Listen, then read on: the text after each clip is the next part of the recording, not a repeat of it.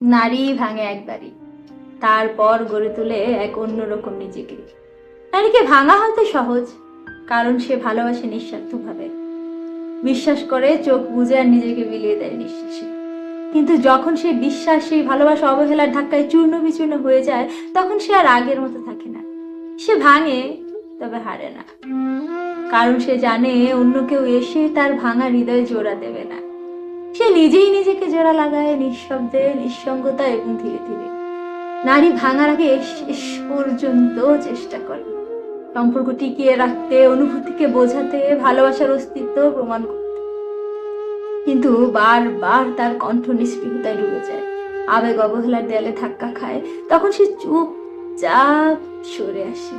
অভিমান করতে করতে একসময় সে বুঝে যায় তার চোখের জল, তার না বলা কথাগুলো, তার অপেক্ষা আসলে কোনো গুরুত্বই রাখে না সেই মানুষটার কাছে যার জন্য সে এতটা ভেবেছিল। তখনই সে নিজেকে গুটিয়ে নেয়, নরম মনের চারপাশে গড়ে তোলে এক কঠিন আবরণ।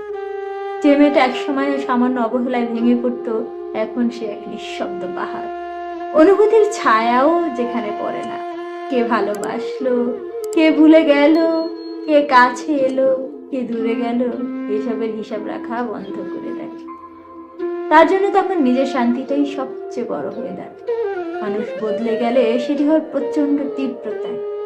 একবার পোড়া মাটি যেমন আগের মতো নরম হয় না, তেমনি একবার আহত হৃদয় আর আগের মতো কোমলতায় সাড়া দেয় না। মেয়েরা যখন বদলায় তখন তাদের ভেতরের আলো নিভে যায়, কিন্তু তার ভস্যে গড়ে ওঠে এক কঠিন বাস্তবতা। তখন আর কেউ চাইলেও সে আগের সহজ সরল মেয়েটাকে এড়াতে পারে না। তাদের বদলে যাওয়া হয় না প্রতিশোধের জন্য, হয় আত্মরক্ষার জন্য, হয় নিজের অস্তিত্ব টিকিয়ে রাখার জন্য। আর সে বদলে যাওয়া মেয়েটাই একদিন দাঁড়িয়ে যায় এমন এক জায়গায় যেখান থেকে ফিরে তাকানোর আর কিছুই থাকে না।